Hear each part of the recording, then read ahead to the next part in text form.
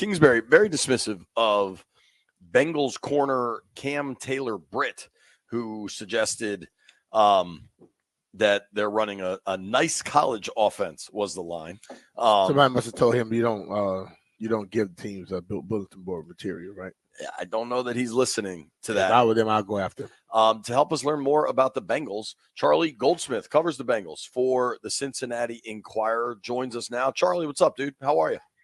Hey, in Cam Taylor-Britt's defense, the Bengals were running a nice college offense in 2020 with Burrow, and that worked out okay for him. So that's true. Is Cam Taylor-Britt the kind of guy, like, was he trying to take a shot there, or was it kind of just something that was said poorly? Cam Taylor-Britt's a very interesting character. I mean, his nickname is literally Juice. He's also an all-time culture setter from a guy in his first or second year in the league.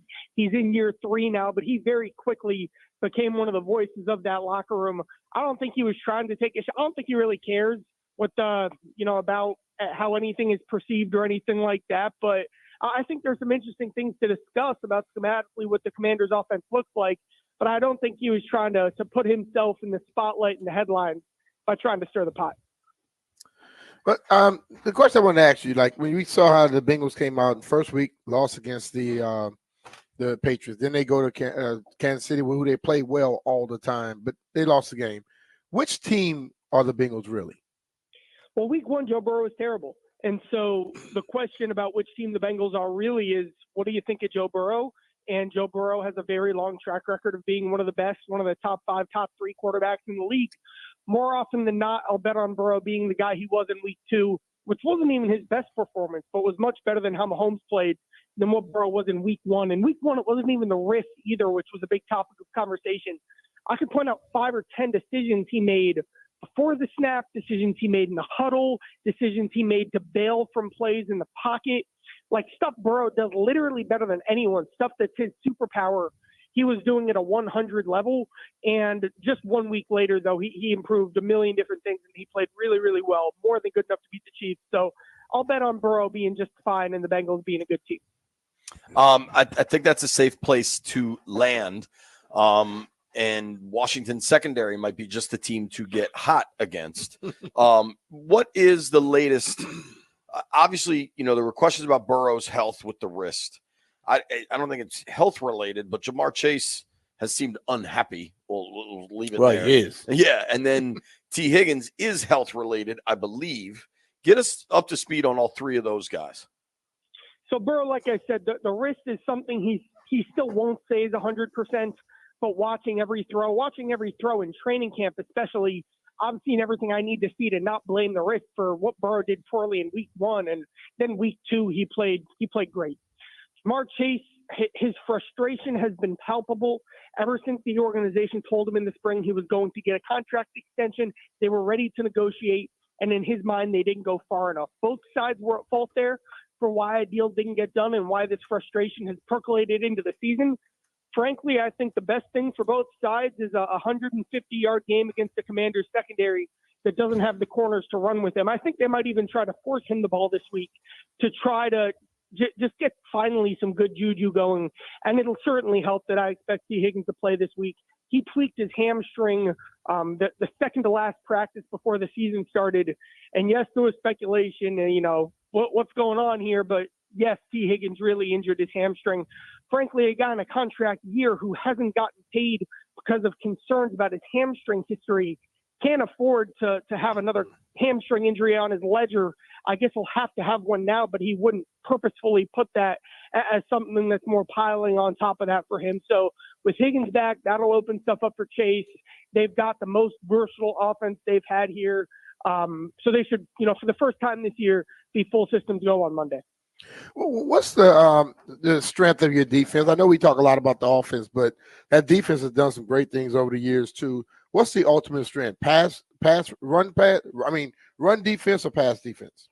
Well, this is one of the worst run defenses in the league, and the Commanders have a very clear path to victory here. They can just look at what New England did in week 1, and that's try to play keep away, that's pound the rock and try to limit possessions.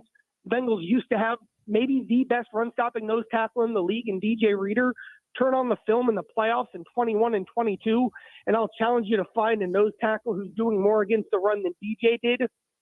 Well, they didn't, or they replaced him with a couple of rookies who have been hurt, and they replaced him with a pass rusher in Sheldon Rankins, who's also hurt. So a clear opportunity to run the ball. The strength of the defense, though, for the Bengals, I mean, all you need to do is look at Patrick Mahomes' pass chart.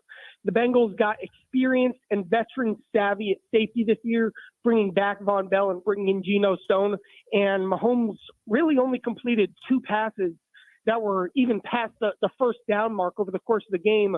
So clearly the disguises and the versatility and the playmaking and the instincts in that Bengals secondary can force quarterbacks to have to play safe, even Patrick Mahomes. And when the Bengals, went on those runs, that's exactly what the defense was doing. It was a bad pass defense last year, and so that's what made week 2 against Patrick Mahomes especially notable. We're talking with Charlie Goldsmith here, reporter for the Cincinnati Enquirer, covers the Bengals. You're in that locker room every day, talking to players, talking to coaches. How are just like the vibes for the Bengals right now at 0-2? Is anybody concerned, or watching the Patriots last night get shellacked by the Jets, knowing since he lost to them week 1, like just how's everybody kind of handling it? Week 2 against the Chiefs was a real missed opportunity. That win could have quite literally carried them through January, in terms of they could have said, all right, we can beat the Chiefs, we're good, let's roll into the playoffs in any environment and have all the confidence in the world, because this group had done it. Well, now they haven't. There was a bit of a moral victory element of saying, all right, at least Burrow's fine, at least the pass defense is fine, the offensive line's going to hold up. And looking forward, it's Commanders, it's Giants are coming up on the schedule, the Panthers are coming up on the schedule, then they'll play all the bad teams in the AFC West. So they're going to have more than enough chances to get right from a win-loss perspective. Also, it's their 3rd straight year going 0-2, and this is the first year that there haven't been like legitimate pressing health questions with Burrow coming off 0-2. So a real significant missed opportunity that'll show up from an intangible and momentum standpoint last week. But when you look at the soft schedule, when you look at the fact that the Ravens are 0-2 and the Steelers and Browns offenses are terrible, they still think they're going to win the AFC North. They have reasons to believe that and be confident in that. And now they just have to do it. This 2024 team has to show that they've corrected some of the problems that cost them last year. And, kind of starting here is you got to beat the teams on your schedule that you should beat, chances you have to show that. Do you think they have to run the ball better to also take some pressure off of Joe Burrow? Sometimes. I think that's always been a thing for the Bengals. They need to have defenses be worried enough, not worried, but noting the run game enough to not just abandon the box and just live in too deep. They have to, at least on a couple snaps a game, maybe force the safety to creep up just a little bit, because that's when Burrow takes a shot and beats you with a deep touchdown. So they've actually gotten much better at the running back position after losing Joe Mixon, who frankly wasn't very good last season. Zach Moss and Chase Brown, kind of a 1-2 punch tandem backfield. Moss, kind of a steady, efficient guy. Brown, the explosive potential. This will probably be like the 15th to 20th best rushing offense in the league. But for a team that wants to throw the ball 40 times a game sometimes, and whose best players are Burrow and Chase and Higgins, and they've got some tight ends they like, and the receiver depth is really starting to show up. They've got like 4 or 5 guys who would be starting receivers on most teams. So they're going to want to pass the ball at the end of the day. They just need defenses to respect the run. Is there anything we're not thinking of in this matchup? Like, is there a Bengals weakness that Cliff Kingsbury is specifically trying to game plan for, whether it's the front end, the back end, whatever it might be? Looking at the Bengals defense again, I think they're probably going to try to run the ball 20 to 30 times a game. I mean, here's who's going to be playing at defensive tackle for the Bengals this week. It's rookie Chris Jenkins making his NFL debut, who had thumb surgery 2 weeks ago and will be playing with the club. It's defensive tackle Lawrence Guy, who signed with the team on Wednesday. It's probably then going to be a practice squad elevation. Then it's going to be defensive end Sam Hubbard playing inside, which he really didn't do last year because they just don't have any more bodies. Like, for example, like the 4th and 16 play that Mahomes made and why the Bengals only rushed 3 and what happened there.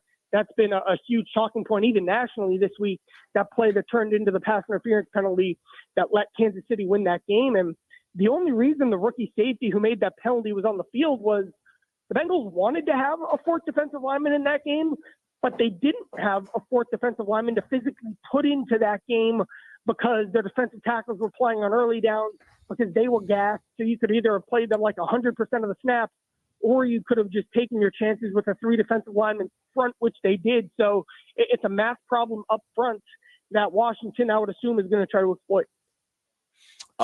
Yeah, it's going to be a really fun ball game. If you're tell BMitch, you tweeted about this earlier. Ryan is from Louisiana, right? Not necessarily an LSU fan, but I think you love things that are good for the state. Yeah. Tell BMitch, Charlie, what an LSU fans weekend in Cincinnati could include.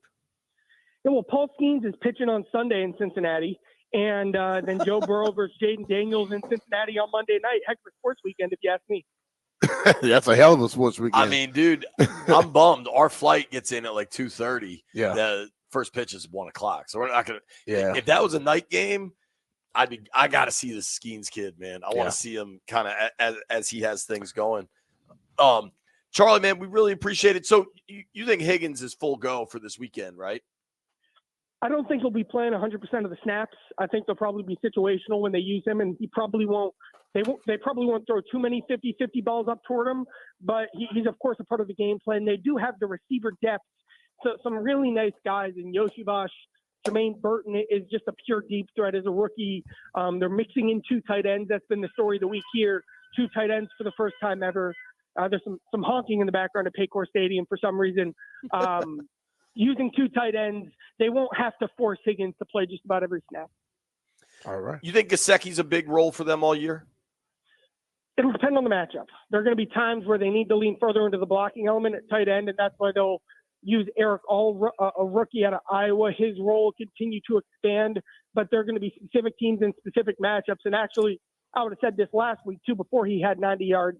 The Chiefs are a perfect matchup to use Gesicki in the slot and exploit those matchups. So it'll be more situational. There's only one ball, and the game plan always starts with Chase and Higgins. But if you're looking, I don't know that this is the weakness of the Commanders' defense, but when you see other defenses maybe with weaknesses at linebacker or in the middle of the field with the way they use their safeties to match up with guys like that, those will be the types of games where Gesicki shines. Last thing. With the Bengals, I read something that their pace is kind of slow, that they don't get as many plays as their offense would suggest. Is that accurate? Have you noticed that their pace is not kind of top half of the league? Well, I would probably first start with that, with how much the Patriots tried to milk the clock for the entire game in week 1 on Monday. So that'll probably impact those stats you see. But then just purely from an Bengals offense perspective, Burrow is so good in deciphering information based on what he sees before the snap, and he'll move the back around, he'll move guys around, he'll call stuff out.